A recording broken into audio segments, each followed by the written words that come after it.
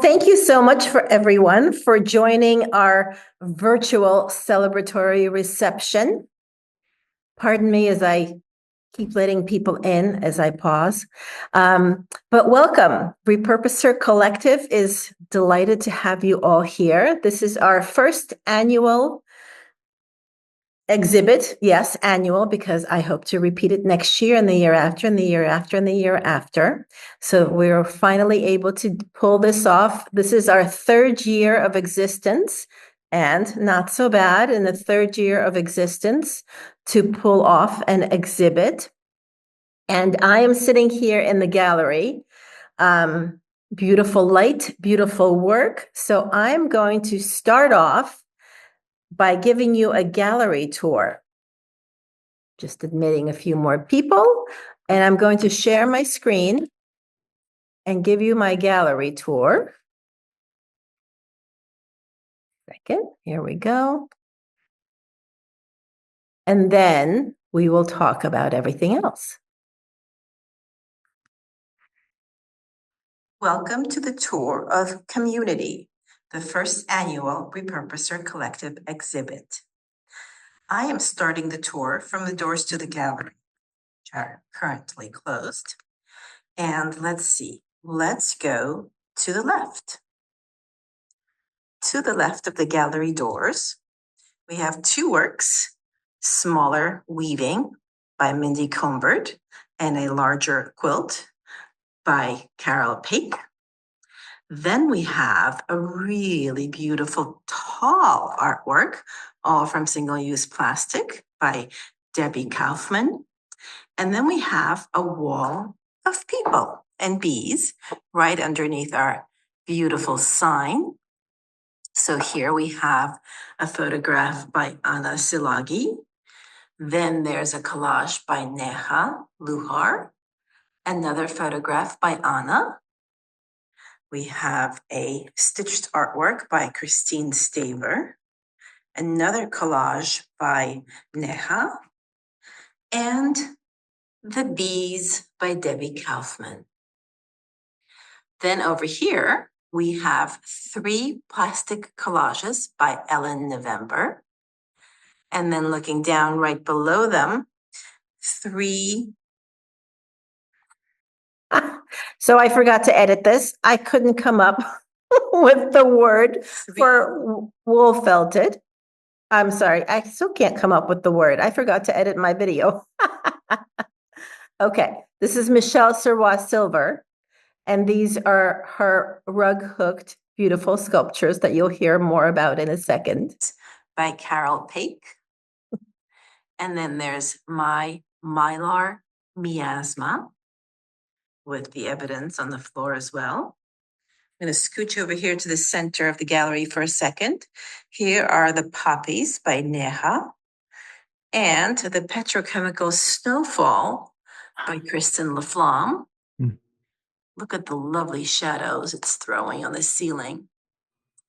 And then back down here, we have Sharon Williams's Altered Ledger and three quilts by Teresa Stoller. And this is usually outside in the hallway, but because the gallery is closed right now, this little table with our books, our signed books, cards, and all sorts of things are usually outside, but for now it's inside. Then we have Beautiful Denim Piece by Christine Staver, Flying Black Plastic Birds by Joni Scher, and then another grouping over here. So we have Kathy Mitchell, The Burning Bush, single-use plastic. We have Sharon Williams, Flower, many different materials. We have Mindy Combert's Plucking Adventures. This was all picked up on a river, or maybe it was a beach. Here's another piece by Kathy Mitchell, all single-use plastic. And another piece by Mindy Combert, fabric, and a plastic water bottle. That is the door towards my studio. But here we have one last piece on the wall. This is Carol Pake's Widening Gyre, and its braided rug technique taken to a whole new level. And over here are the doors to the gallery that are usually open. So another swing. Let's do a little close up. Mindy Combert's weaving. Plasticine Arrow, it's called. Dot, dot, dot by Carol Pake.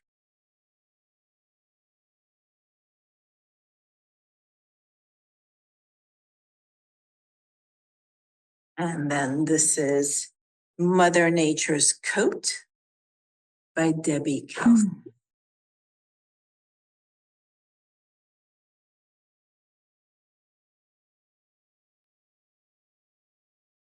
Forever and a Day by Anna Silagu.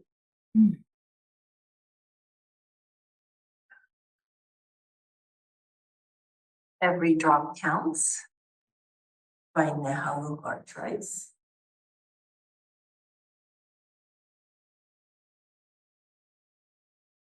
Forever in One Day Too by Anna Silagu.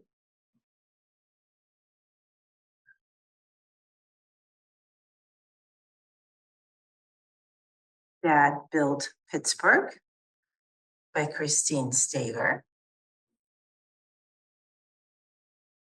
Stuck Inside by Nehalu Artrice.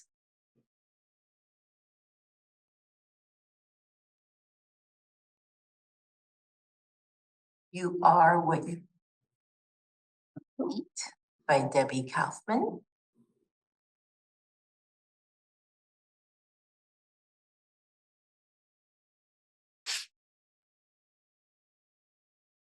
Stop Hate by Ellen November.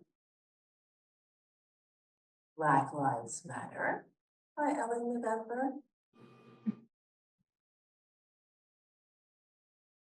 And Words Matter by Ellen November.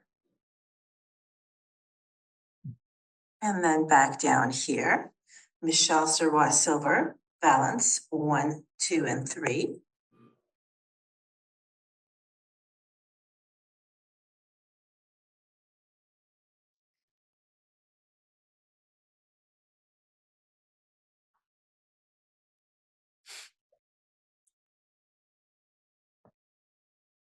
Shapes by Carol Pake.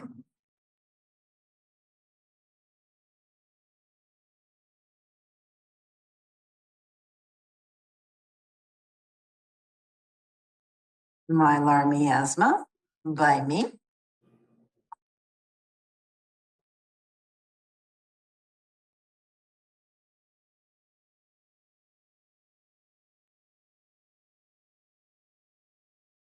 Back Around.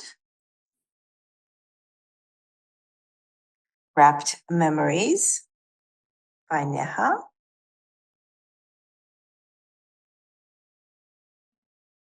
Petrochemical Snowfall by Kristen Laflamme.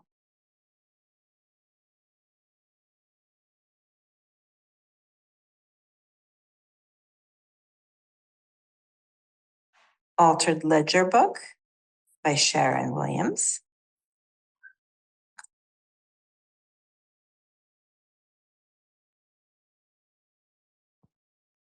Sunshine, Teresa Stoller.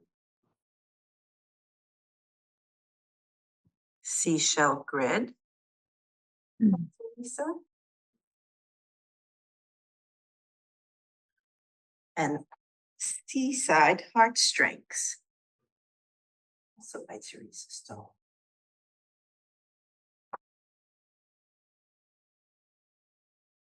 Cold Dark Orb by Christine Staver.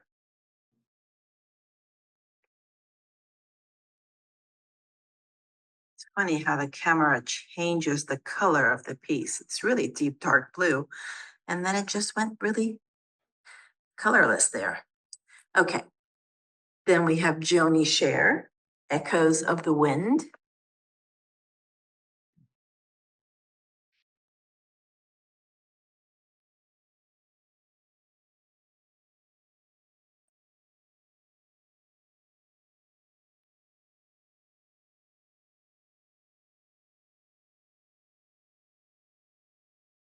Shadows, aren't they great? The Burning Bush by Kathy Mitchell.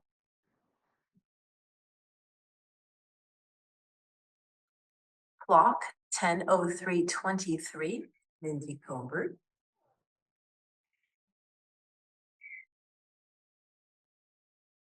That's sweet. Flower by Sharon Williams.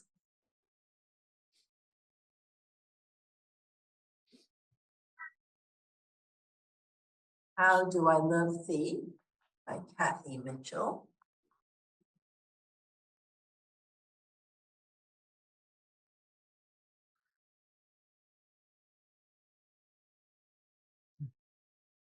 Save Our Seas by Mindy Colbert.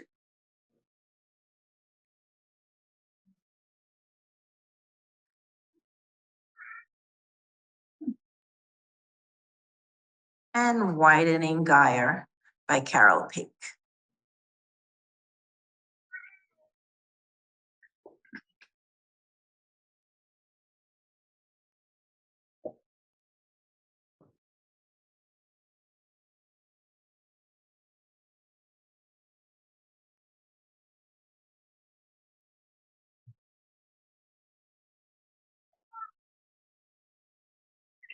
All right, and that is the studio tour from me.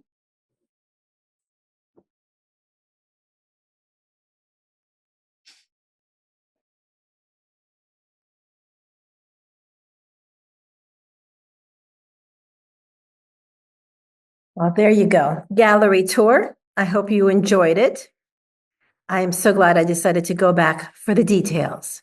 Yeah, good idea.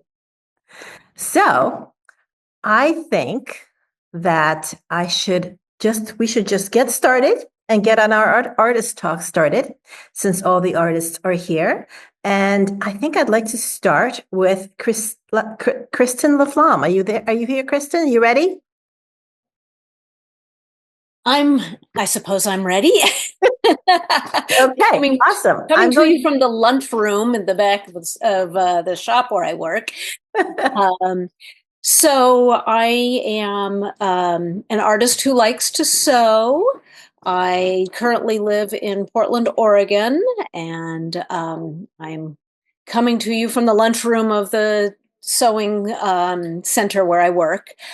Petrochemical Snowfall, this is about its third iteration. I am the fabric coordinator at the shop, and so I'm in charge of ordering all the fabrics here. And when the fabrics arrive, they are usually wrapped in some sort of plastic. Some is a soft plastic, some is a crispy plastic, but they're almost always covered in something that's protecting them in transit. And 2 years ago, I decided that it would be an interesting experiment to save all the plastic from a year's worth of fabric purchased for the shop. So I saved all the plastic, and I used those cool little pom-pom makers to make pom-poms. And so at the very end of the year, we strung all the pom-poms and hung them in the windows for our holiday decorations. And it looked very, very festive, very wintry. And then we decided, well, let's keep them. And this most recent Christmas season, we put them back in the window now as more of a snowdrift. And then Natalia had her call for entries, and I thought, ooh, wouldn't it be interesting to see how they look falling from above? And so I went to a creative reuse center to find some rings or something. I had this general idea of some structure that my snowballs could hang from. And I found this great mirror with the little jewels on it, and then a hanging fruit basket. And it was perfect that the hanging fruit basket fit exactly in the mirror frame. So that became the structure up at the top. And then I just used my snowballs, and it ended up that only about 6 months worth of snowballs was appropriate. I would have to have been a much bigger structure if I was going to use the entire year's worth of snowballs. So somewhere behind me in one of these boxes is a similar amount of snowballs left. All right, next year there's going to be a snowstorm. I'm waiting for Yes, yeah. So now I can take the 6 months that are still left and make another one of these petrochemical snowfalls. There's not a whole lot more to it other than it was an interesting experiment to see just how much plastic came into the shop, and how many snowflakes does that make? How much plastic does it take to make a snowball? It's about 3 bolt wraps full per snowball, depending on whether it was the crunchy or the softer plastic. It's a lot of plastic. On the other hand, you want your fabric to stay clean. So it's kind of this lose-lose situation. I'm very happy that now all that plastic has stayed out of a landfill for, 2.5 years now. And I'm glad it's in its 3rd iteration. We'll maybe see if we can keep it going in different iterations for a while longer. Awesome. Thank you so much, Kristen. Yeah. These are great.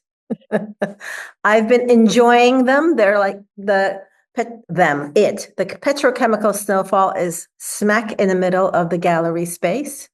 I have to resist temptations of trying to hit the balls as I walk by. Wonderful. Thank you, Kristen. Let's see. Joni, share. Are you ready to share? I am. Yay. Okay, so I need to share the screen. Yes. Okay, and I'm ready to go.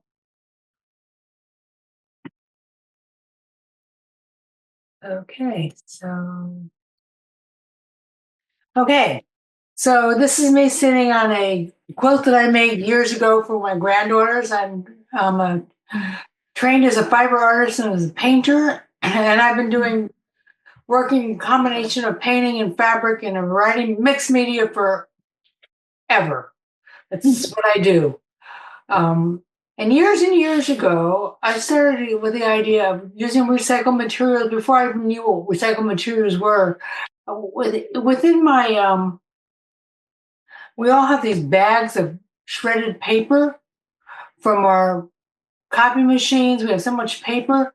So I just started using and making paper pulp. And from that, I started using found objects I had around the house, and I didn't realize I was making repurposed things. I was just using what I had, and started this whole concept of using paper pulp to make art. And I had lots of colored pencils left. I had a pie plate. I had just materials around the house that I just started using and incorporating into my artwork.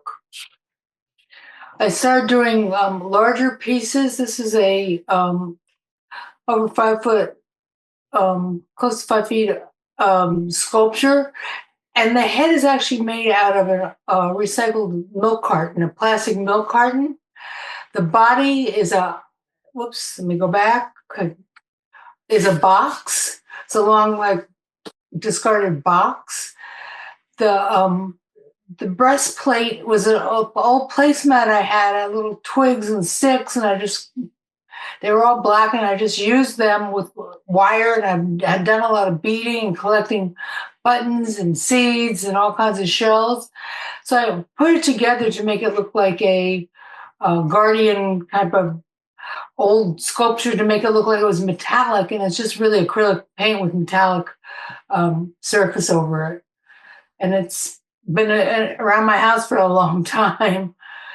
The same idea with this. This is a paper pulp over a cardboard box and dowels. I use the twigs in the arms. It's the back. I didn't have a picture of the back, but the back also has images on. It's on all sides, or images on all sides, and it's a freestanding sculpture. I had breast cancer, and one of the ways that I deal with medical issues is to make art out of it. So I did this whole concept. At the time, I thought it was 1 in 4 women having breast cancer. And now I realize it's 1 in 8. But at the time, I knew I had 3 other friends who had gotten breast cancer at the same time I did. And this is the same idea. This is paper pulp I put into a mold, and just using metallic paint and form these breast forms that look like they're supposed to be metal. They're going to be around forever. And the writing is 1 in 4 in colored pencil. Then I started recently within the last 2 years, started just working with plastic and plastic bags. And this is a grocery bag you get when you go get vegetables, and on it you can see up here where it's the name of the store. It's Lenardi's, and I painted on it, and it's acrylic paint over clear plastic, and I used same thing down here is clear plastic. I used red and different colored paint, but the whole thing is all plastic. But the substrate is paper. This again is just totally recycled plastic using newspaper bags and other bags that I have around the house, and I use it with thread, and it's all just stitched, and then it's attached to a paper substrate, so then it becomes a framed art piece. This is a small piece. I was thinking about the idea that our world is kind of crazy and getting crazier. So I've had dreams about being in a panic state, and only need is one person to push the button, but I want to be the one to push the button. So this is just a small piece. It's Amazon bags that are sewn with black thread onto a small canvas. This is all totally recycled plastic. It's Amazon bags and other bags that I've cut up. Even the silver part is of the spoon is the strip inside the Amazon bag that seals it. And this is just some kind of a plastic tablecloth I had over black plastic, and just the idea of things spinning out of shape, coffee, and the idea of needing adrenaline every day. So there's my coffee. This is just purely recycled plastic some of it is just clear that I printed on top with a jelly plate. Some of it is just actual just plastic bags and other pieces of plastic that I've assembled, and it's also on a paper substrate, and all these are framed pieces.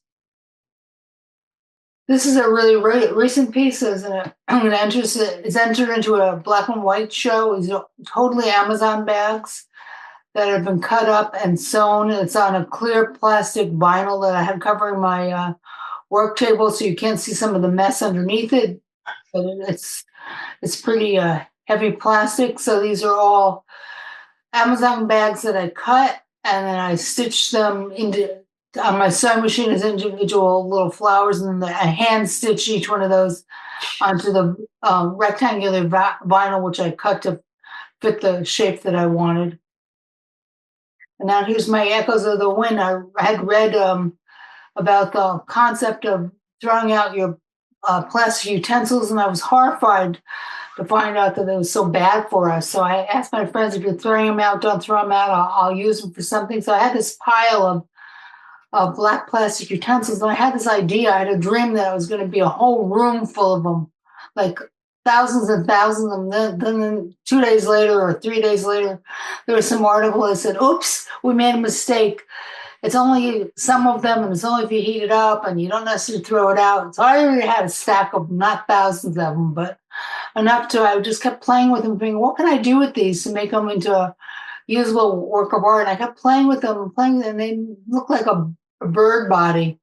So that's when I decided, well, I should make them into birds. So I used the plastic utensils as the body, and then just started cutting up all the plastic pieces I had, little bags from like ramen and other plastic food things, to make these 3 birds.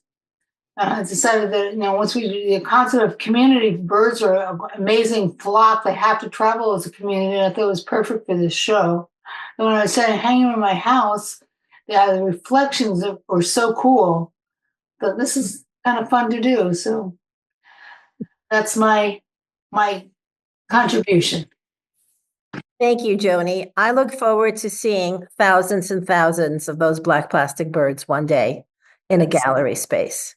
I'm working on them. Good, good, because they're really wonderful. And oh my God, the shadows. Yeah. Thank you. All right, so let's see. Christine Staver, are you ready? Yeah, as good as I'm going to be. Okay. All right, I'm going to share your images.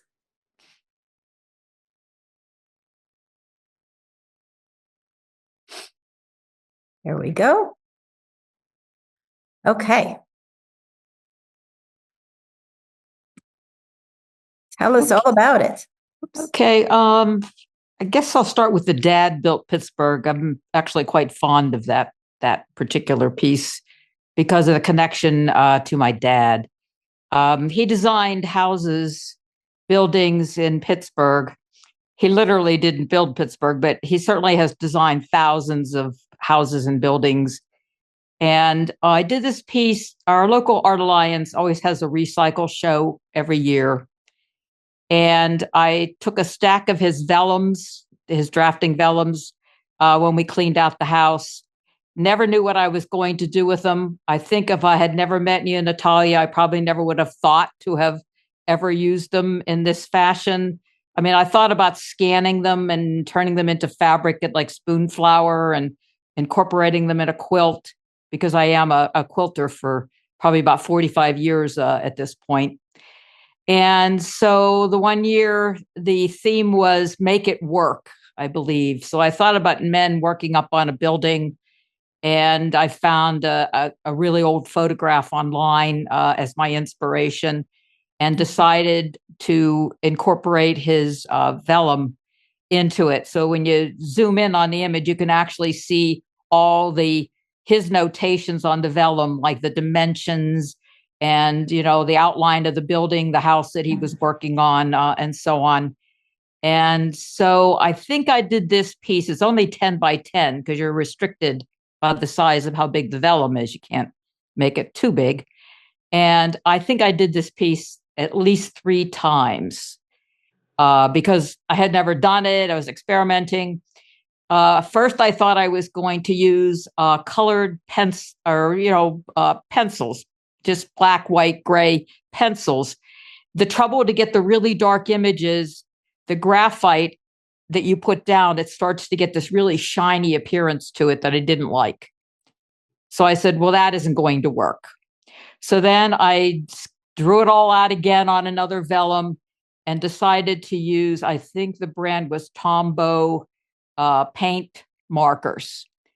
And so I couldn't decide, do I do the stitching and then paint it in, or do I paint it in and then do the stitching? So I think the first time I stitched it and I went back to paint it in, and that didn't work. So that was another one that hit the garbage can. And then finally, the third time I painted it in, did the machine stitching and then the hand stitching, and then I was happy with it. So I knew I did it at least 3 times. But actually, that was good because I also did a portrait of my daughter's house in Salem, Massachusetts, using the same technique. So, and that was much more involved than this. So it was probably good that I had all that experimentation with this particular piece. The one on the left is my husband's old jeans. The theme for that one was Dream World, I think. So I thought of a forest. Obviously, stars don't really look like that, but like stars falling from the sky. Of course, my husband only wore one kind of color of jean, the bleached out jeans.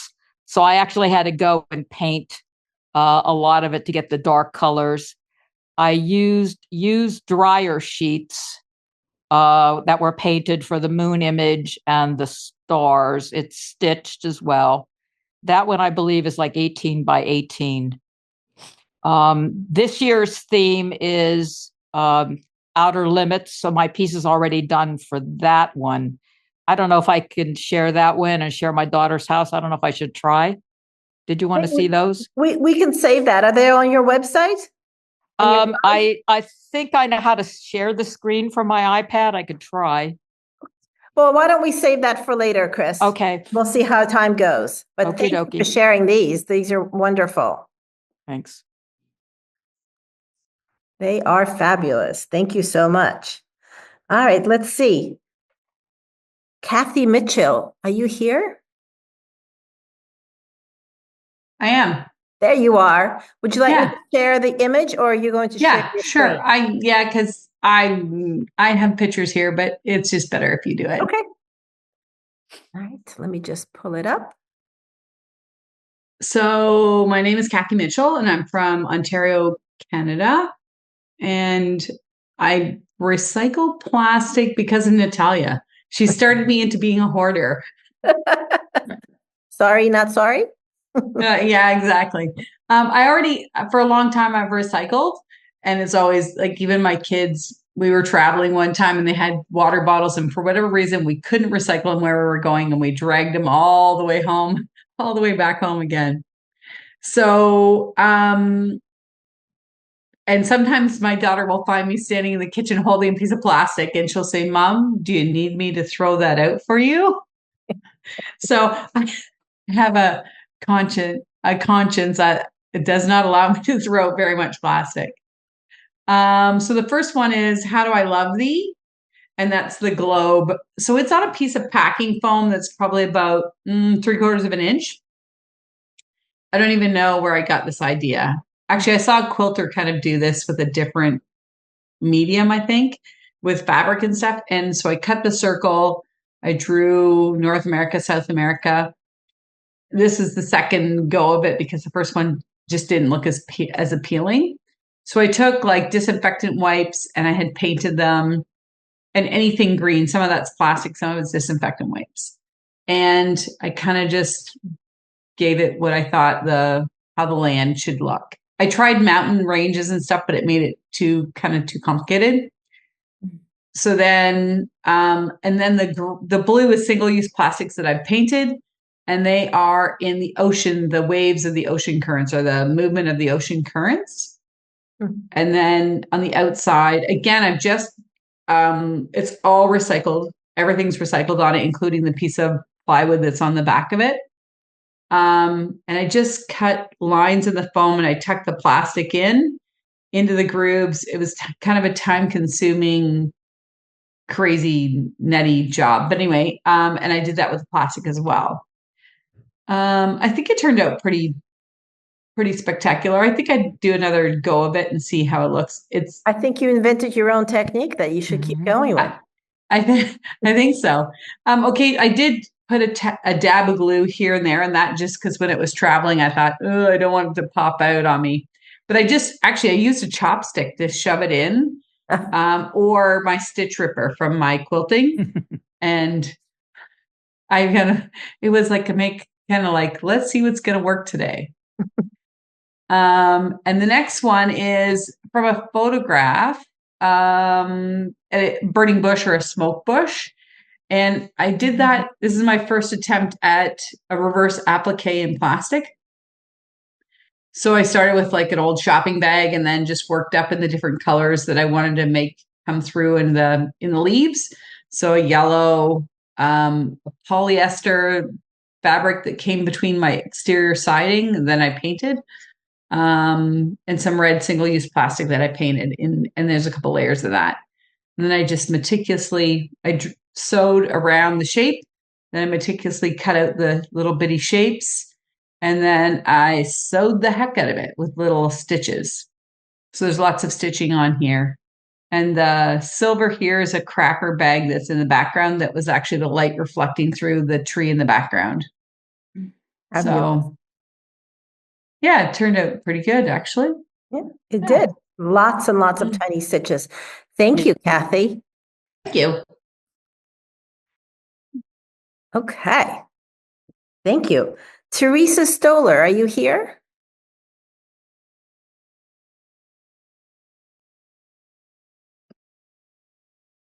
I thought I saw you. Teresa? There you are. Are you ready to share your screen? You're muted. There you are. I was having technical difficulties. Oh, no. Yes.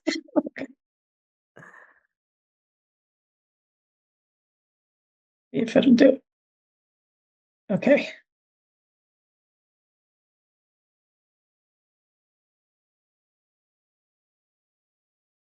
There we go. Is it there? Yep. Seeing me right now. Okay.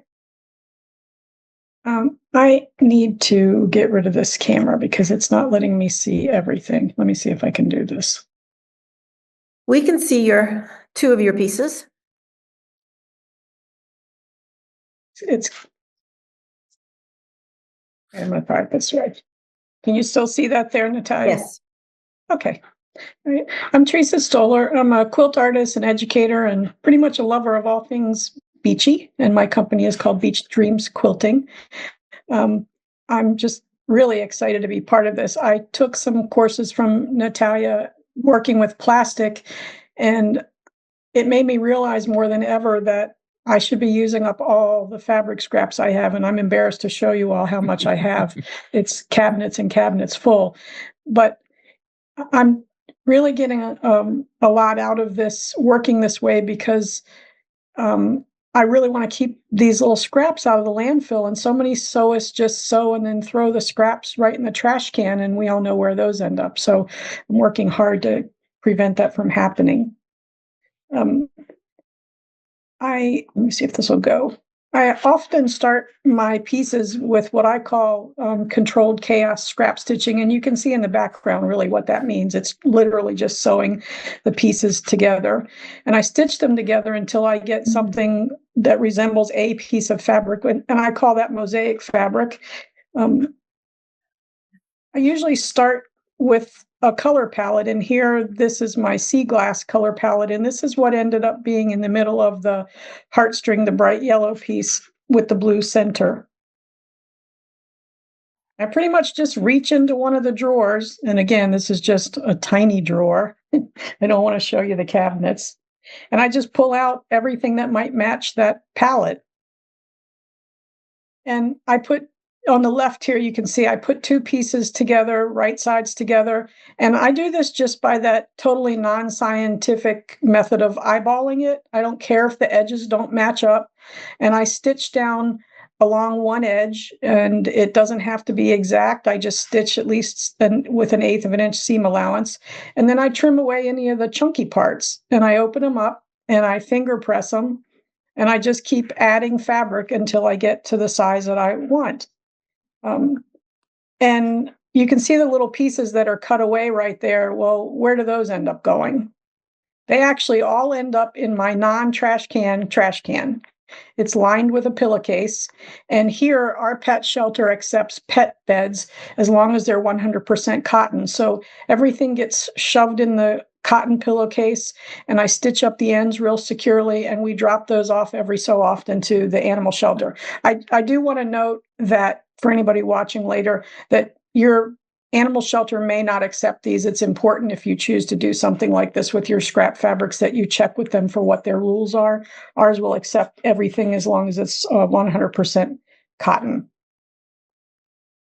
Eventually I get to what I call my mosaic fabric. Usually I end up with these little pieces here. These were like 6-inch, 5-inch squares, and I stitch them together.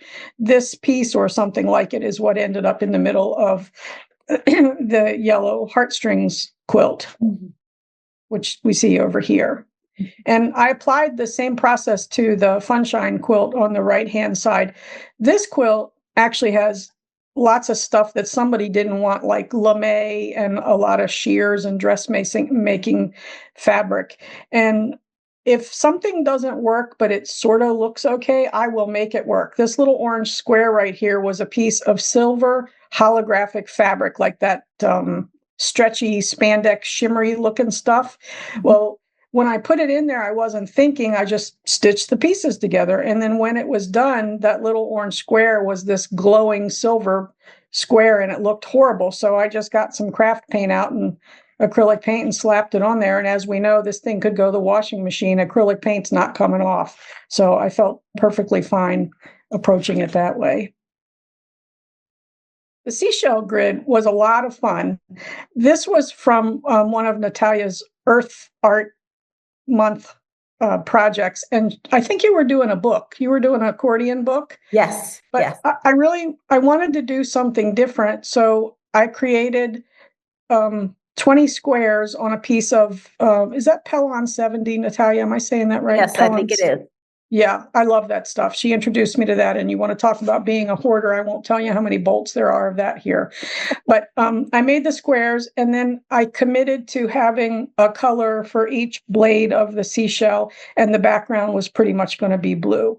So whatever the prompt was for the day, that's how a square got filled in. Here, I think it was equal signs or rectangles or something. So that was created on that. And I just followed it through with each square of the month. And in the end, I ended up with this, and I was very happy with it.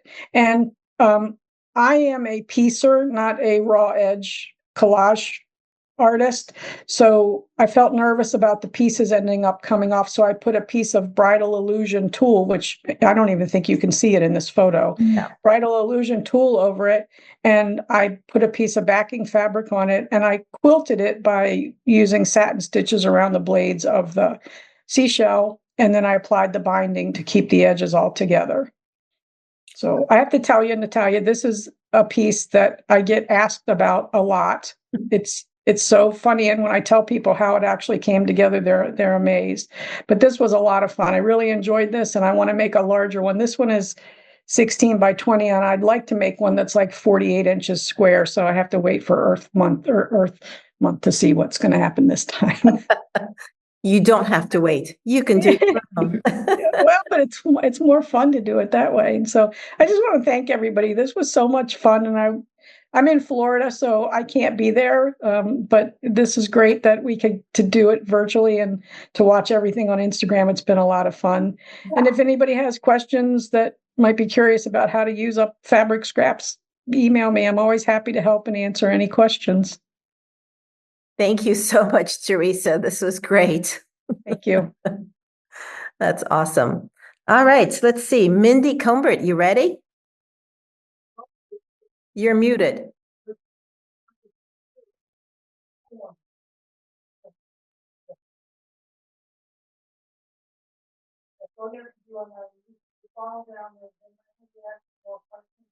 All right. Now, can you hear me? Now I can hear you. All right. Well, first of all, I too am having some technical difficulties. So I am talking to you from my phone, which is not the best. I sad to have to look at everybody's beautiful presentations from my phone. But anyway. Well, it will be recorded. Yeah. Okay. I mean, it is recorded. What am I saying? You know, I needed to get a new computer, which I'm thrilled to have, but it's like causing all sorts of problems till I get used to it. But anyway, I'm here, and I did not do a whole presentation, but I'll do a little chat about work that's here in the show. First of all, I was fortunate to see it in person. So if anyone's local and wasn't able to get there, go, because it's really wonderful. And thank you, Natalia, for all your effort at putting it together and for just forming this community, because it's really nice to be part of this community. It's feels good. So anyway, let's see, gonna blow this up. Let's start with Save Our Seas. So down at the bottom there, with the one with the bottle, that's a, well, I should start by saying I'm a plocker. If you don't know what plocking is or the origin of the word, it's a Swedish term that came from plogging. It was a combination of, I'm also have a little bit of laryngitis, so I apologize for that too. It was plocka up mixed with jogging, and they came up with plogging. And I'm not sure exactly when it evolved to plocking, but it makes a lot more sense to me because I don't really see how you can run and pick up trash at the same time. So I am a plocker, and it's really the way I started gathering a major collection of all sorts of paraphernalia that I find in the street. Nice to be amongst fellow hoarders because I think we all have a little bit of that in us. But anyway, the Save Our Seas is a plastic water bottle that I picked up on the beach. The weather and the sea and the sand and the wind all do a much better job at changing the shape of things than I could. Some of these crushed bottles are really beautiful. But anyway, that is the blues and the greens are all plastic bags. And there's some vintage lace in there to give the effect of waves. It's all hand stitched. I'm also a quilter, but I really love hand stitching these days. And I intentionally cropped it very tight to give the sense that the plastic is taking over water. I remember reading something from the Ellen MacArthur Foundation back in, I think it was like 2016 maybe, did some research where they came up with the prediction that if things stayed as they were by 2050, there would be more plastic in the ocean than fish by weight. So I don't know if things have improved at all, but it's pretty staggering predictions, pretty scary. So anyway, that inspired this piece. The plaque above that, it's titled Plaque 100323 because I pluck almost daily, and I challenge myself to do assemblages that only utilize what I find on that particular day. Sometimes I'll do an assemblage and I'll just photograph it and post it to try and raise awareness. Sometimes I will piece them together on board. And this one, I decided to stitch all these items onto an old rag, which actually I think started life as a towel and then became a rag and now became the backdrop for this piece. And then I stretched it on a canvas just to give it some importance. And I hope that putting it in a gallery setting will just sort of raise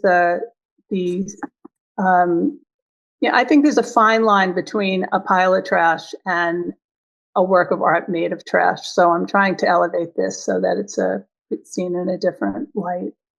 And then the last one, the Plasticine era.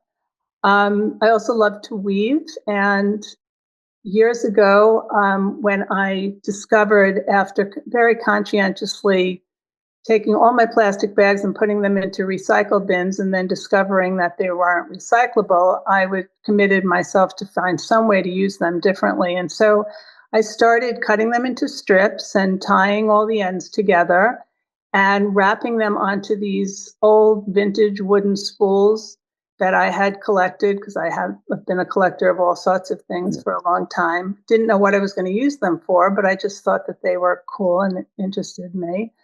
And they sat on the shelf in my studio for a while, just filled with these skeins of plastic. I had no idea that there was a name for it, and plastic yarn is called plarn. And eventually I started using that to weave these pieces. So I do a cardboard loom for each piece. It's really simple. I just make slits at the top and bottom of a piece of cardboard. And I take a natural hemp. I like the contrast of the natural material against the plastic. And I'll wrap that vertically to create my warp. And then I will take that plarn that I've created and just weave it through. It started reminding me, when I do these dense weaves with the plastic, of like sedimentary layers of rock, or maybe like a cross section of what you might, if you cut into a landfill and saw the tightly stacked layers of material, what it might look like. And so I started thinking that if these pieces were unearthed generations from now, that they would be perceived as relics of this time that we're living in, this age of plastic or the Plasticine era. And there's also tiny little stitches that hold that hemp in place. I found that when I take it off the loom, it creates these really beautiful waves and curves, and I wanted to maintain that. So those are all, you probably can't see, but there are many little stitches holding that down. And the other thing I wanted to mention is that in the Save Our Seas, that again, I don't know if you can see it that well, but the hanging device that runs through that little quilt pocket is actually the handle of a pail, a sand pail. And I find so many of those on the beach, different lengths, different colors. And again, I had a stack of them. I wasn't sure what I was going to do with them. And it turns out that they make really great hanging devices. They have the little opening at either end. And so I started making some of the small little quilts to the size that would work for the pail handle. And so thought that was a cute way to use them. But anyway, that's it. Thank you all for being here. Thank you, Mindy. That was great. And yes, I love your new hanging devices. Brilliant. All right, Sharon Williams, are you ready?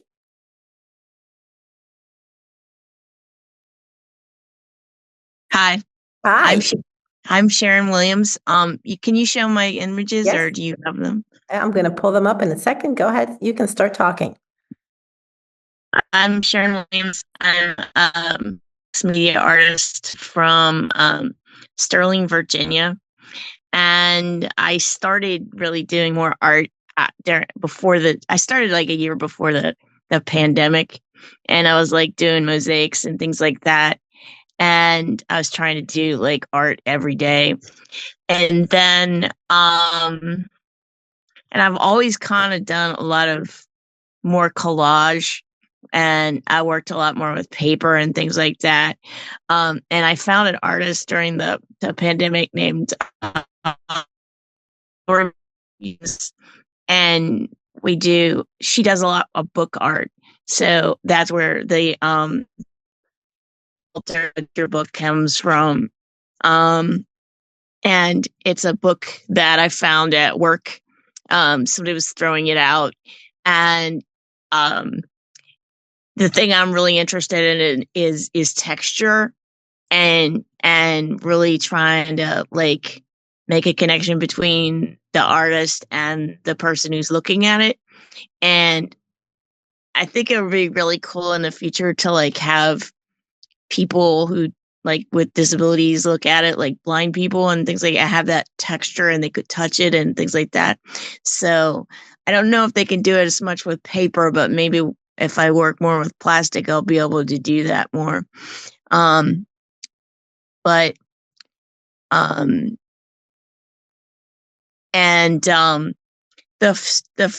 the book is itself, I've been working on it for about a year now, on and off. And I'm still working on it because I don't feel like I'm still done with it. But the hand presentation came because I actually was in a class. Well, it wasn't really a class. It was more of a online art group that we were just drawing. And I started drawing my hands with a ballpoint pen. And then I got the idea to just use my hand because I wanted to remind people that an artist makes this, somebody makes this, and it's and then I'm always touching it and things like that. And then the second thing, the second one is the flower. And that is made with mamagami. The background is mamagami, which is it's Japanese kneaded paper, and it's not exactly like the way that Japanese people make it. They make it with rice paper, and well, actually, they make it with starch and a type of their type. I think it's rice paper or something like that. But I don't think I'm saying the right one. I'm sorry. But what I used here was wallpaper. I used newspaper. Well, actually, it's not newspaper; it's magazines. I used magazines, and I actually kneaded them with coconut oil, and it made this really cool vintage look that I really liked, and I put some paint, acrylic paint on it too. But the petals are from a aluminum chipotle tray and from takeout, and then I put a little I wove a little ribbon in it, and then I made a little bow because I like bows. And then we were at one of our when Natalia had a Saturday where she was doing a, where we were working side by side, Right. and I got a co-work circle. the co-work circle, and I got the idea to put some tacks on it, and I hammered tacks into it. So underneath there's the mamagami, which is layered, and then you have the tacks in there, and I painted the tops with gold acrylic paint, and I just had a lot of fun with that. That really is a finished piece for me. And like I said, I'm really I really like texture and trying to break that fourth wall. Well, these are really fabulously textured pieces, especially the flower. Yeah. Oh, thank you so much, Sharon. No problem. Wonderful. Thank you. Yes. All right. Let's see. Carol Paik, are you here, Carol? Carol said she may have a problem with Wi-Fi, so she sent a little presentation that I will share with you all.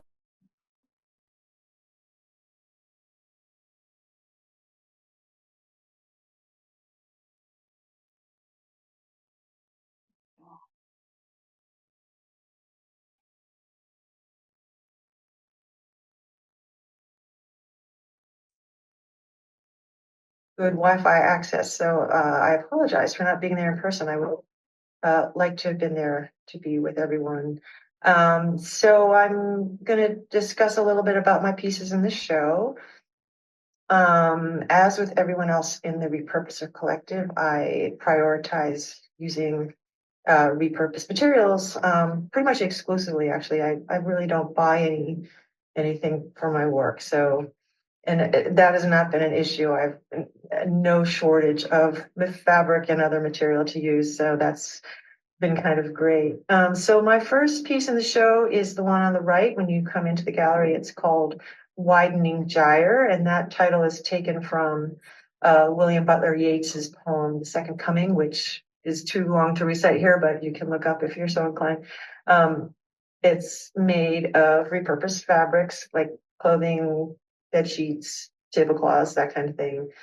And it's made with a traditional rug braiding technique that I learned in an online workshop during the pandemic. As we all learned a lot of new skills during the pandemic, I was really kind of obsessed with it because it was just kind of cool, and it went around in a circle. It was very meditative. And then I had a dream in which I diverted from the circle and started making odd shapes. And I woke up in the morning and tried to do it.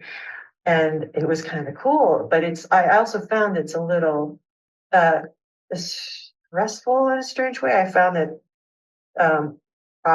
my inclination to achieve symmetry and go in a circle is really a strong impulse that had to be fought if I didn't want it to end up like that. And I was deliberately trying to create something a little more free form. So, I would find every few inches as I went along around the outside, I would have to make a decision about whether to stay with the circle or divert from the circle.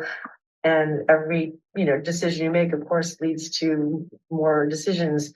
And this particular technique does start from the center and move outward. And I think not that many art forms do that. So that was a challenge, but a lot of fun. And people have often asked me how I knew when it was done. And the answer is it's because it was the size of my living room floor and could not get any larger. So that's that piece. And then towards the back, I have two hanging pieces. Those are called my air shapes. And those are made by wrapping, again, repurposed fabrics around coat hangers, wire coat hangers.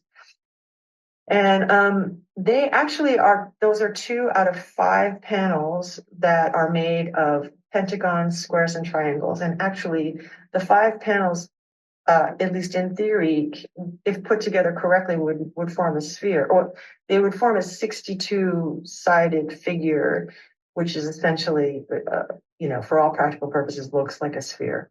But I haven't been able to do that yet because I haven't really had the space or ability to hang something that large. But I'm going to try to do that eventually, and I'll keep you posted on whether that works or not.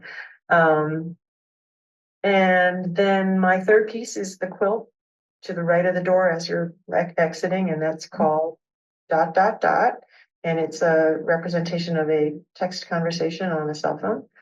And it's made from repurposed textiles and also single-use plastic bags used for newspaper delivery. So it's a conversation between the New York Times and the Wall Street Journal. And the content of the conversation is not specified, but it's left up to your imagination. So thank you very much. I'm very sorry I'm not there to take any questions, but I'd be happy to answer any if you want to reach out. Yeah. So thank you, Natalia. Thank you, everyone. I'm thrilled to be part of this show, and I think it looks great. So thanks. Thanks, Carol. That was great. All right. Debbie Kaufman.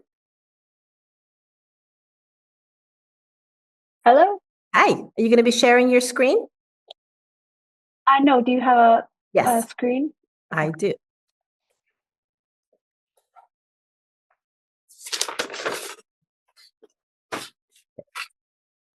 Okay. Okay. Okay. Oops, hang on. Hang on 1 second.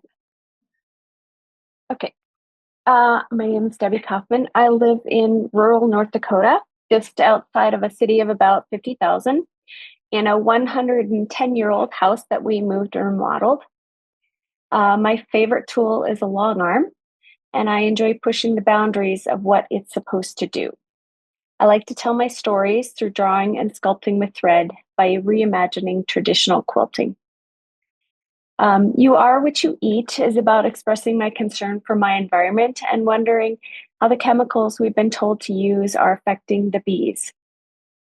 I seem to have a theme with bees. I don't know if it came from my name or from something else, but I keep repeating them. This must be my 6th or 7th piece with bees. This piece has given me permission to explore ways that I can try to help, because by taking care of the bees, I'm taking care of myself. This piece started as a single-use plastic leaves. I wanted to incorporate labels from common yard chemicals. And so I dug through my yard shed and came up with some bits of the labels. Some of them are just paper and some of them are plastic. But I sandwiched them between a layer of felted wool and some more plastic. I originally intended to include those bits inside the layers of plastic leaf in the background, but decided in the midst of quilting that I wanted some dimension. The background is various pieces of green, tan, yellowish, single-use plastic pieces, and they're layered under a piece of see-through lime green plastic. And then they're quilted. And even though it's maybe 9 by 11 inches, I did change thread color 3 times in that little leaf section. I like details, I like looking at the small things. The yellow hexagons are from a project I did 4 projects ago. I've used them 4 times now. In different projects, or this is my 4th project using these yellow hexagons kind of left over from the first project. The tiny little honeybee blocks or traditional quilting block. I love adding details. If you get up really, really close, there's 4 little tiny stitched bees with silver thread and black thread and yellow gold thread. So there's 3 different thread changes inside that little tiny block. Obviously, the hexagons are quilted very traditionally because I like to do that as well in my daytime job. The bees are felted and then attached. The little feet, I like lots of details. The little feet are stitched with a long arm and 12-weight thread. The wire is stitched on after it's all done, before framing. And then tiny little, I think that's from my years of working with jewelry. The wings are luchador that are painted with glitter paint and then cut on a silhouette cameo cutting machine. I made up that pattern a while back and I keep pulling it out and reusing it. And those are just stitched on. The tricky part of this is, in the midst of doing it, I was supposed to have a straight, a rectangular shaped piece. And in the midst of doing it, I decided that I liked the organic edge of the leaves. And so I had to figure out how to attach this to a board and then just at the top. And it worked out fine. I ended up using just a little bit of green acrylic paint along the edges of the leaves. It's something I had to kind of figure out along the way, and it worked really rather well. Let's see. I said all I want about that one. Yeah, I love the bees. I love nature, obviously. My second piece is called Mother Nature's Coat. And it began as a challenge from my local art gallery to create wearable art based on a piece of art from their permanent collection. We wrangled friends and acquaintances from the community to model our art during a runway style event. It was an inspiring evening filled with amazing friends, community members, and epic cool art vibes. My piece is based on an artist named Eric Johnson. He's from North Dakota. He's a printmaker who focuses on the reduction method of relief printmaking. And his piece is called Tree Number 29. In my mind, I wanted this larger than life piece of art. So his nature-inspired work paired beautifully with my exploration of quilting plastic waste. Eric's tree becomes the show-stopping back of Mother Nature's coat with its quilted details, calling attention to our growing plastic problem, which is time to get serious about. This piece started so I had to have, without a pattern, I had to create something that somebody had to wear. Fortunately, I have a little bit of a background in sewing clothing, so it wasn't all new to me, but it is something that I had to pull out from the back closet because it's been a while.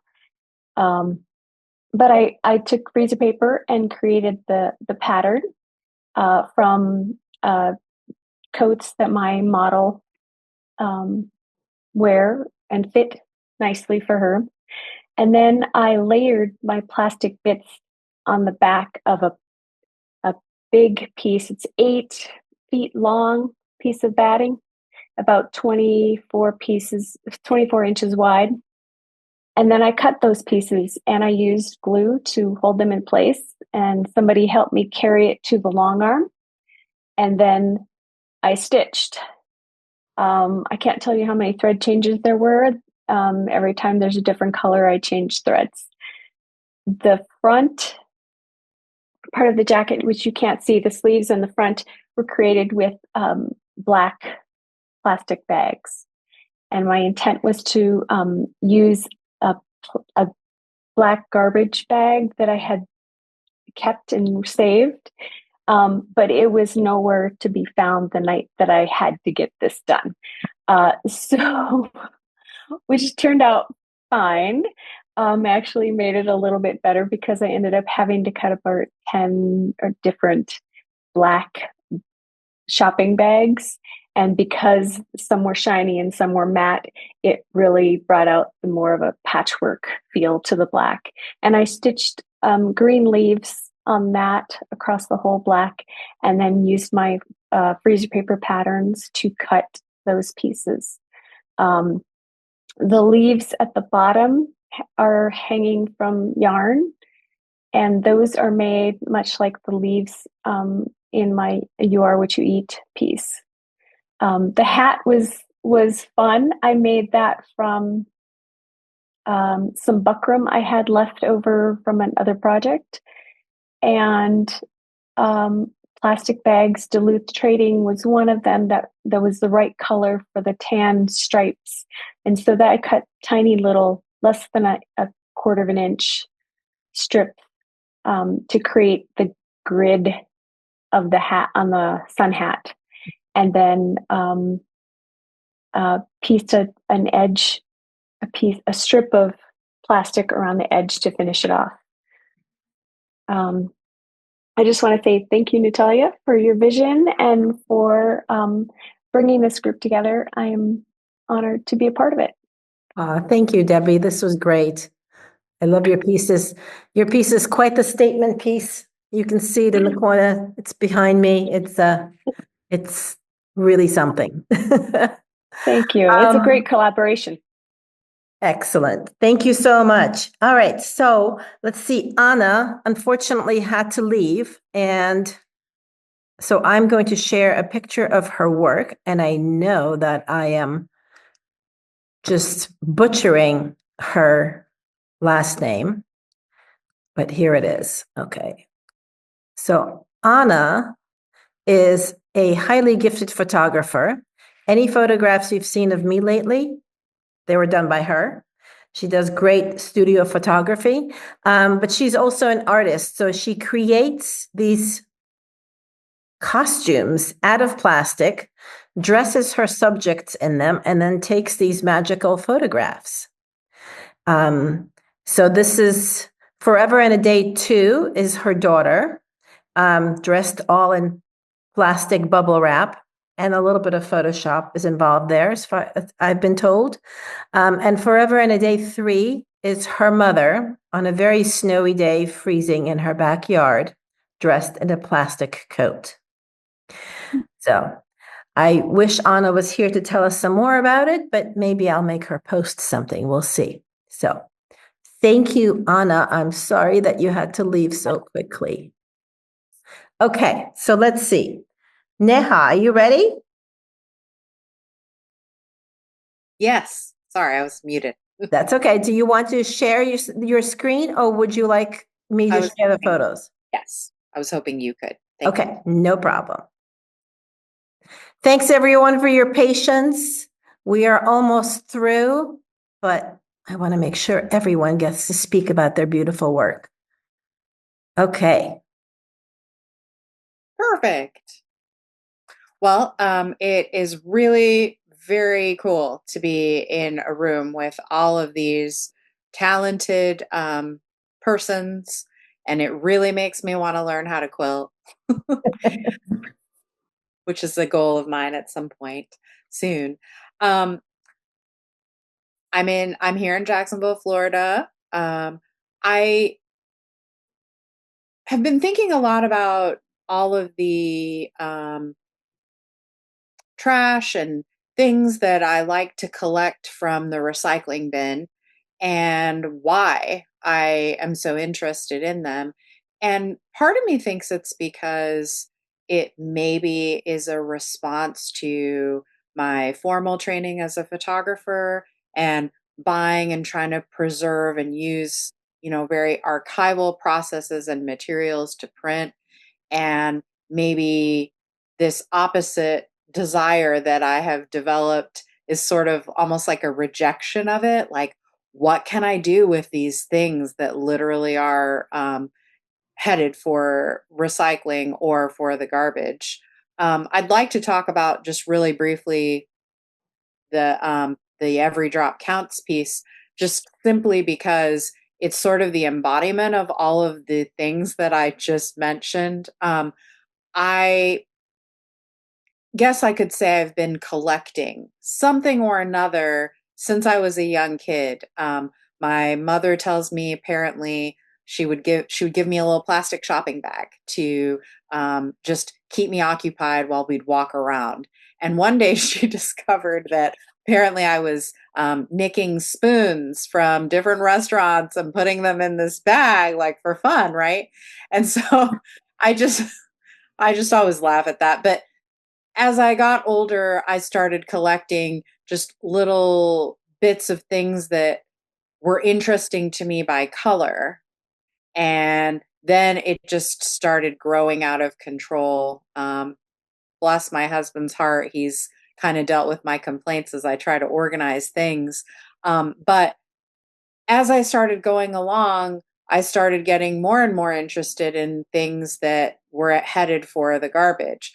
The Every Drop Counts image, the central figure began with a DSW mailing card, just an advertisement. And I liked the way the postal system had distressed her face. And then everything just kind of started taking off from there. And I've always really been interested in, these silly things that we can't recycle, like in that piece, there's sushi grass. And, I love sushi and I love all the presentation of it. But I have to save like every single piece of this sushi grass now and lovingly rinse it with soap and keep it because it just keeps ending up in stuff. And I'd like to make a bigger work with it. But when I met Natalia, I was very inspired by flocking. And I followed a challenge with her to create a flower every day from something I had found from the ground in combination with these things that I'd been saving. And then one day I went to Costco and I bought some chocolate. I mean, it's just really arbitrary. And a friend of mine's parents had also bought her the same chocolate. And we started referring to them for some reason as tasty balls. And I just really loved the plastic that they were in, which is how Wrapped Memories kind of came to be. Wrapped Memories is like my inspiration from Talia's challenge to trying to make a bigger piece or a grouping of something, because as we all know, flowers grow in bunches or we have bouquets of them on a table, and you know a onesie flower here or there like I was doing just wasn't really quite satisfying this itch I had to have a grouping. So anyway, these friends of mine were enjoying the same chocolate as I was, and somehow it just kind of became a game to save it because we all, most of us have probably eaten Lindt chocolate sometime in our lives, but they've done something different with the manufacturing of the plastic. So when you kind of like pull and stretch on the plastic, the foil backing that keeps the chocolate fresh pops off. So you've got this, you can actually recycle the metal, but you're still left with this piece of plastic. And that's kind of how I started making these flowers. And I got a really big kick out of things like this is a single use item, but I've turned it into a multi-use item by how many times my hands have touched or tried to manipulate or glue or melt or whatever to experiment and goof around. And pretty much every flower is different because there's nothing to do to create the exact same technique, which I kind of like because no flower is really the same either. They're all unique depending on how the light hit them or the soil quality or whatnot. But in the in between of that, um, I was still going on my walks and picking up trash and started finding the centers for my flowers without even really making a conscious effort to. It was just like I was just willing these things to me. And I had a lot of fun slash frustration trying to figure out how to wire the stems because uh, wiring and tape wrapping roses is a lot more easier to manage than the wire, but I really wanted them to be more positionable. And then they seemed really naked. So I was thinking, well, they need leaves, but all the things I've tried to make these leaves, they just look so artificial. And I think we had recently completed eating a bag of corn chips that was this beautiful green color. And so I rinsed that and I was just goofing around and realized that I could actually kind of weave the wire like through the plastic and make leaves that are also repositionable.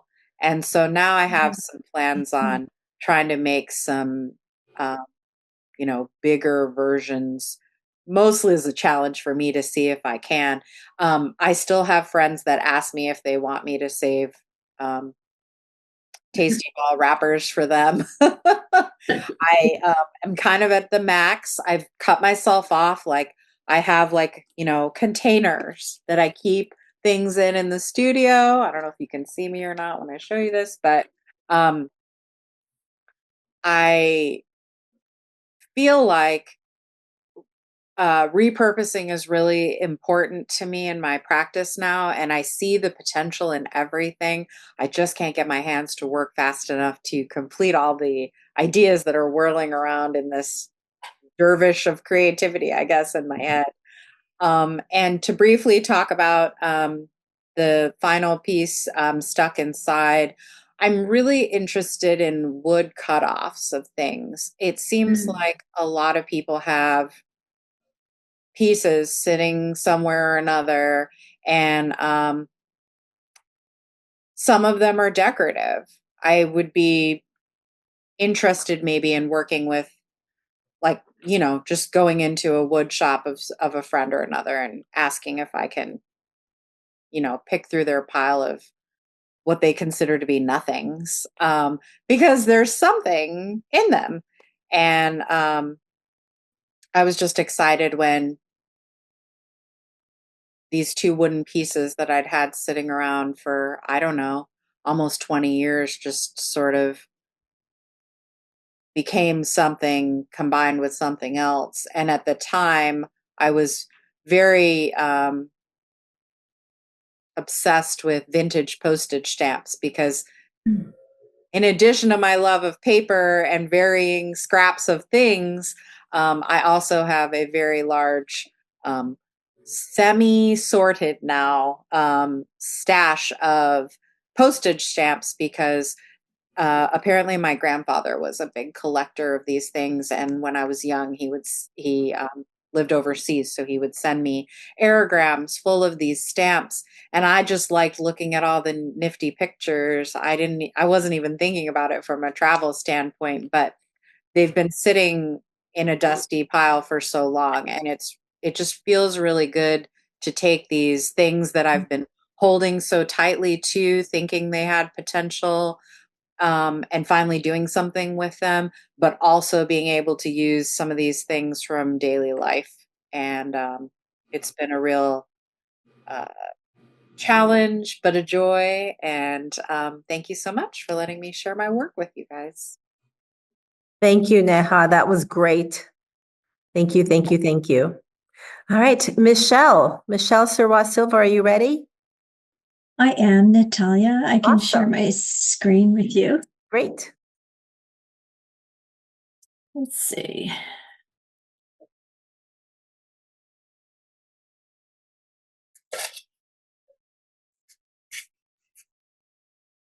Here we go. Here we go. So I work with primarily the hand-hooked surface. I make hand-hooked rugs. And I use a range of materials. I've been making hand-hooked rugs for about 30 years now. And when I first started making them, I was working with thrift store finds and was pretty excited about that. And, my intention at that time was to avoid working with new materials. But over time, as I began to make more hand-hooked rugs and exhibiting them, I started to work with more fabrics off the bolt as well. So I was hand dyeing my fabrics. So, but I always loved working with the thrift store find fabrics. In particular, to me, that they were the ones that I cherished the most, and in part because they were the ones that were hardest to come by. So over time, a local designer in Vancouver, British Columbia. I live on Vancouver Island in British Columbia. I met a designer named Catherine Soucy, and so this was around 2012, and she was working with hosiery seconds. And what she was doing with the hosiery seconds is that she was hand dyeing the hosiery, screen printing on it. Could everybody mute? I'm just picking up a little something extra there. If it's possible, that'd be great. So she would screen print on the surface. And when she screen printed, what happened is that it prevented the hosiery from running. And then her next stage would be to create materials. And then she would create one-of-a-kind clothing. So the designer is Catherine Soucy, and she's since relocated to London, England, where she's studying her PhD, and she's looking at zero waste. And she's actually now working with socks seconds. And so if you have a chance to follow her on Instagram or check out her website, Instagram is probably the most current. She's doing some pretty interesting things there. But this piece is made with the hosiery. And again, you can see she's hand dyed and she's screen printed the fabric. This is another piece that she did. And a third piece. So when she does her manufacturing, she works with a serger. And so it creates a lot of waste material. And I was visiting her studio. So this was in 2012. And anyways, I'm a colorist. I totally love color, love texture. So her studio was heaven to me. And I mean, people have talked about garbage cans today. I think it's a common theme. And I was walking past Catherine's garbage can, and inside it were bits and pieces of her waste materials. And so I picked up one of them, and a conversation started. And so I ended up leaving with a small bag of the waste materials, and did a sample and just to see, what it would be like to work with the materials. Totally loved it. Loved the color, loved the texture, the surface, everything. Hooking them was beautiful. They were just lovely to work with. And I went back to Catherine and I said I'd love to have more. And so I was able to acquire garbage bags filled with these waste materials, which I would take to the studio and dump out on the floor, and I would sort them. This is sorting in my garage at home with my dog Minnie. And I loved the sorting. There was something about it. It was such an integral part of the creative process, just taking the time to work through and prepare all of my materials. And this is me in my studio when I was in Vancouver, and I'm sitting at my rug hooking frame. And on the back, in the background, are some hand hooked pieces, a work in progress, a finished work on the right. And so these are made with the pantyhose, and on the floor is actually a pile of unsorted hosiery, as it would come to me in my studio. This is the tool that I use. I use several different types of rug hooks, but this is one of them. It's one of my favorites. And the surface that my hand is resting on is the hand hook surface, and it's the hosiery. This is another detail of the hosiery. And one of the things that I like about this is you can see here, just gonna get my laser pointer, but you can see the serge seams here.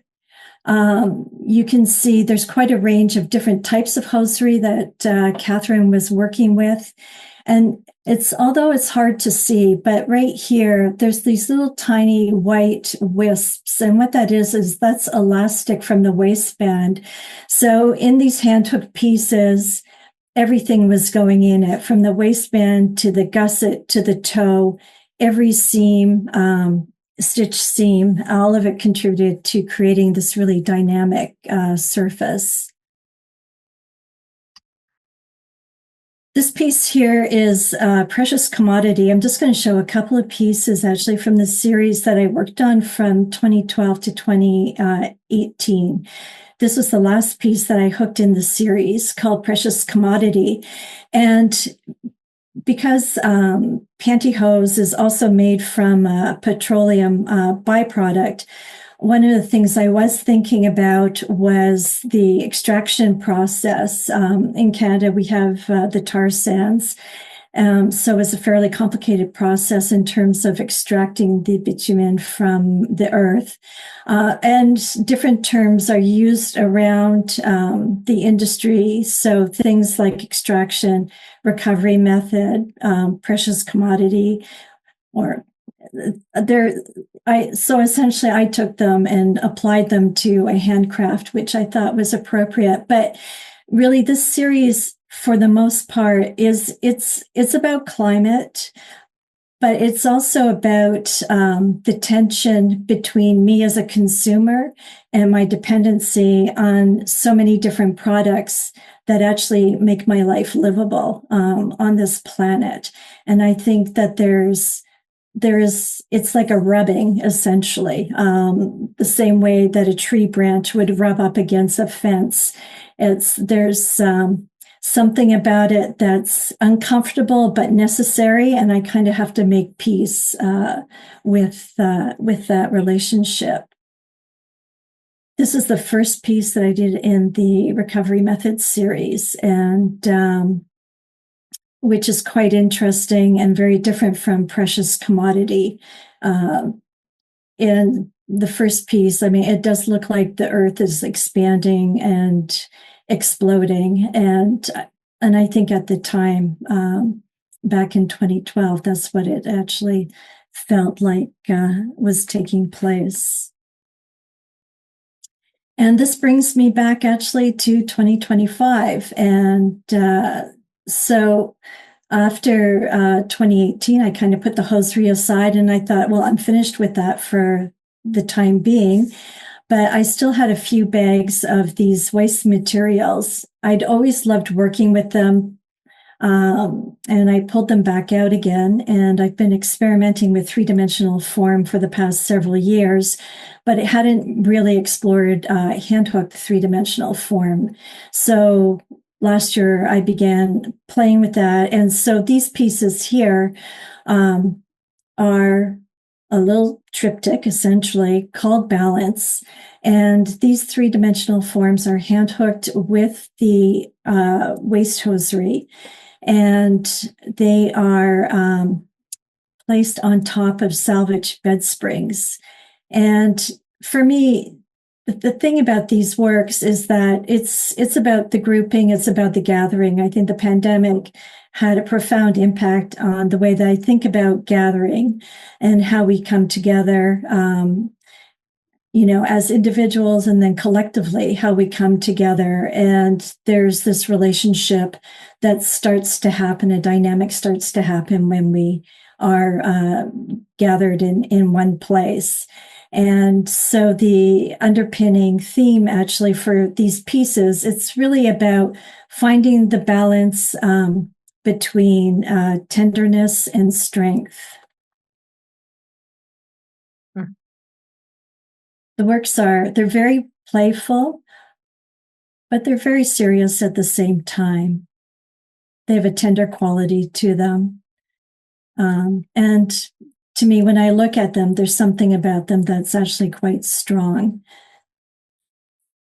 So, I think part of it, just sort of coming full circle, is just, how do we actually hear one another and hear what each person has to say? And really, how do we sort of really maintain our tenderness and also our strength in the face of really hard questions? So for me, all of it is a real delicate balance that I work on every day. No. Thank you, Michelle. That's beautiful. You're welcome, Natalia, and thank you. Thank you so much. Of course. Really, yeah. And thank you to actually all the other artists and the other guests that are here today. Yes, and thank you all for being patient and sticking with us. I know we're way over time, but just two more really quickly. I am going to share the work of Ellen November, who unfortunately had to leave, and my piece, but I'll share them very quickly. So Ellen November is an art quilter, I think she would call herself. She's very gifted with her architectural compositions. When she popped in earlier today, she was telling us about her work that she's been doing about architecture of Los Angeles. I believe she's doing an auction with her work, or she's planning an auction to help those people who were suffering because of the fires in Los Angeles. But the pieces she submitted to our exhibit here are all in single-use plastic and all speak to what matters, because words do matter. So I think these are very appropriate for our time. They are all single-use plastic collage. And then just quickly, I want to share my piece with you. I have now transitioned to working with Mylar balloons. This is the first piece in probably many more. I'm collecting my Mylar balloons for the next piece. These were collected in the urban woods that I walk with my dog with all the time, and on a beach in Cape Cod where I was recently. And this composition just came to me. So they're stitched together. I did some mending on the ripped pieces because, mending Mylar is very, very useful. And just so you know, Mylar is actually plastic with a really thin layer of metal, which makes it completely non-recyclable and makes it be a real big problem when it's trash out in the wild, because the plastic breaks apart, the metal flakes off, and it's all just poison for the animals. But look what a fun composition they make here on the wall. All right. Thank you, everyone, so much for being here today. I am delighted that you all came to our virtual opening. I want to let you know that the doors to the Repurposer Collective are going to be open on April 1st. And if you're on the wait list, you'll be the first to know about that. So I hope you will join us. We are a dynamic little group, and we meet once a month for our Zoom chats. And we meet now about once a month as well for our co-work circle sessions. We have one coming up on Friday. And master classes, the vault with all the resources, and just really community, the community and the camaraderie of being together and having similar goals and being able to make art about these similar goals, and support each other in every possible way. So thank you again for everyone for being here. I will have the recording of this up in the next couple of days, and those of you who had to leave early will get to catch up, and those of you who want to watch it again can watch it again. Thank you, everyone, and I hope to speak to you soon. Thank you. Thank you. Thank you.